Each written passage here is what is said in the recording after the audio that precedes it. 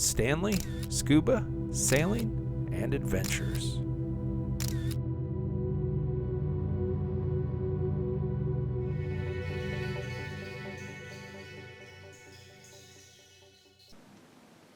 It's time to open the travel journal and log another entry. Today we'll be scuba diving Bonnie's Arch off the west end of the Grand Cayman Island. This is day 4, dive 4, and dive number 14 overall for the week for me. The dive started at about 4:35 in the afternoon and lasted just about 50 minutes. With it being December, this is really a dusk dive.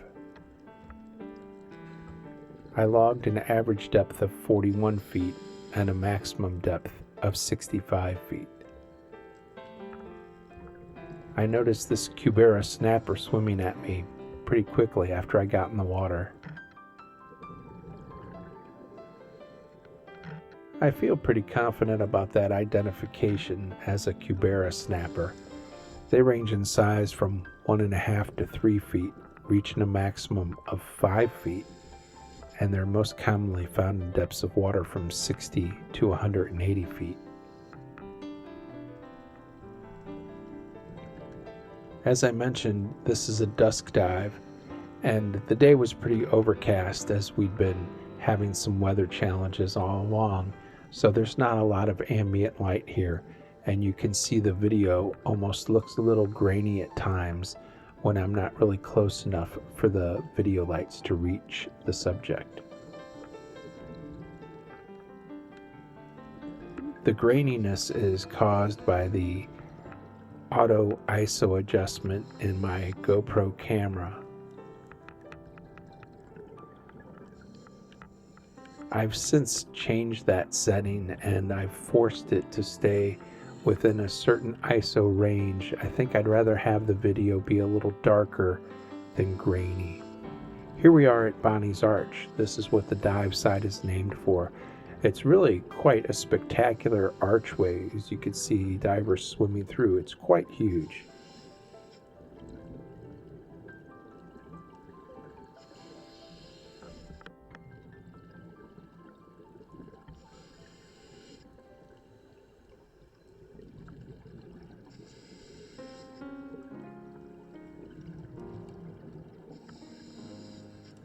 You can see there's quite a bit of growth on the underside of the arch, and it's actually quite narrow in places.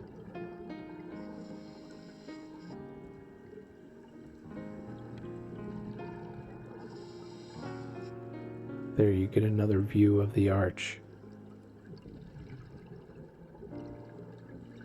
I don't think I've ever been to this dive site before. Little more information about the dive particulars. My computer recorded an average water temperature of 86 degrees Fahrenheit and a maximum water temperature of 91 degrees Fahrenheit.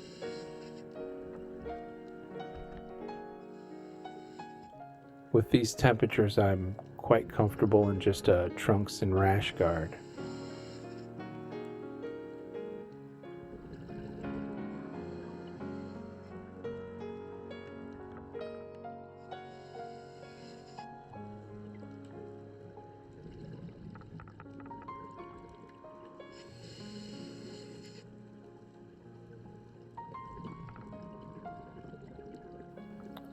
Here we have a queen angelfish.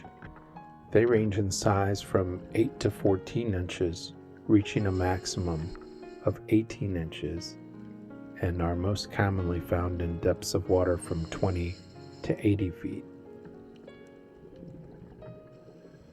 The most distinctive feature is that blue spot on the forehead. Can you see the dark blue spot on the forehead? It's ringed in a lighter brilliant blue. And that dark blue spot, if you can get close enough, it's actually speckled.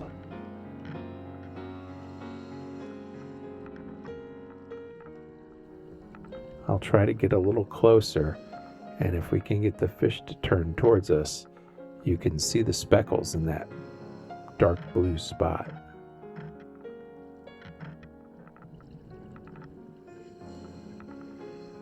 They're quite beautiful.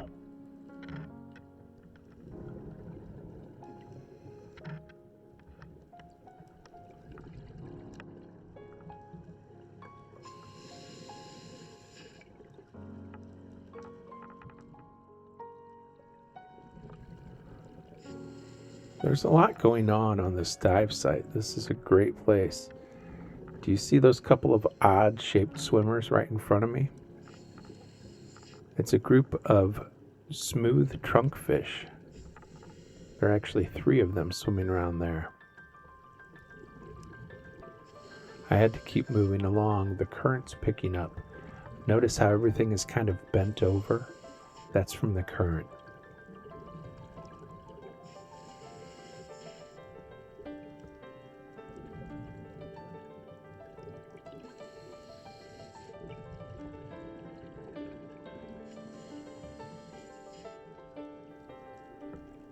There's so much going on here. This is a great dive site. This is the last dive of the day for me, and as I mentioned at the beginning, this is day 4, so there'll only be one more full day of diving and then a half day, and that'll be it for the trip. Here's a Nassau grouper. And there's another grouper right in front of me. Again, just so much going on this dive site.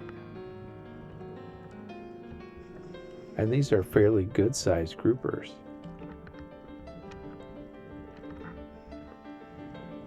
As I was starting to say, this is getting toward the end of the trip. The trip's really starting to wind down. I kind of have a personal policy that I don't really look at my photographs during the trip. If something really out of the ordinary or exciting happens, I will take a quick peek when I'm on the dive deck, just on the camera. But other than that, I pull the memory card at night and do a backup and wait till I get home. The reason for that is there's so much going on, and there are usually new people I've just met. So in the evening, when it's time to relax and unwind, I do like to spend that time in the main salon and get to know folks, rather than sitting in my cabin or just with my face buried in some device going through photos. There's a porcupine fish. The porcupine fish range in size from 1 to 2 feet, reaching a maximum of 3 feet, and are most commonly found in depths of water from 10 to 60 feet. This one seems like it's on the move and doesn't want to be bothered. Sometimes they'll actually turn around and look right at the camera or get very close to the lens. I don't know if it's a territorial thing. It almost seems that way sometimes. They'll have a little area that it doesn't matter if you're there, they're not leaving. But again, it seems to me like this one's on the move. Not sure we're going to get an up-close personal encounter.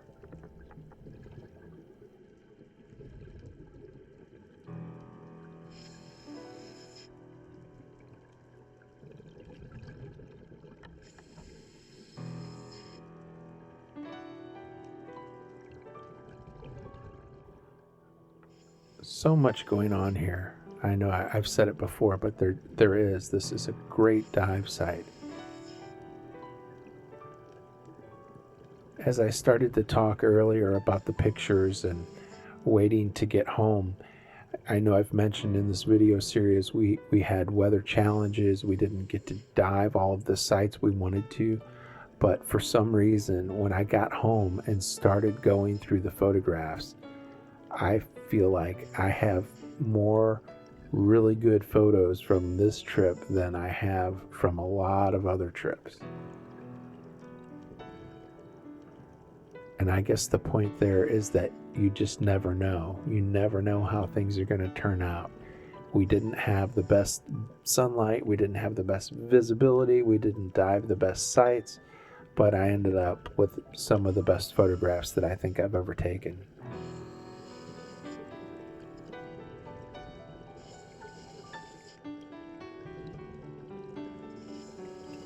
Here we are back at the arch. Again, this dive site is named for this geological formation. It's called Bonnie's Arch. And you can see it's quite magnificent. The swim through is just huge. And at some points, the arch itself is quite narrow.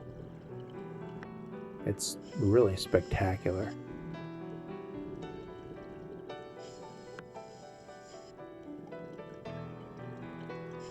If you haven't been to Bonnie's Arch and you get the chance, I'd highly recommend it. I've thoroughly enjoyed this dive site.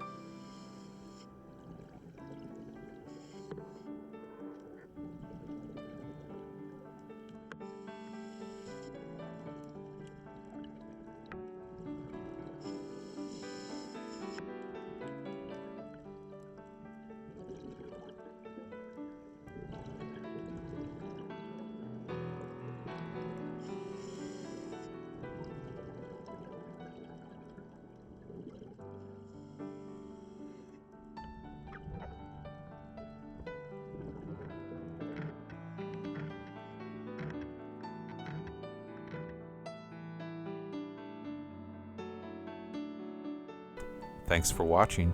Please don't forget to subscribe, like, and comment.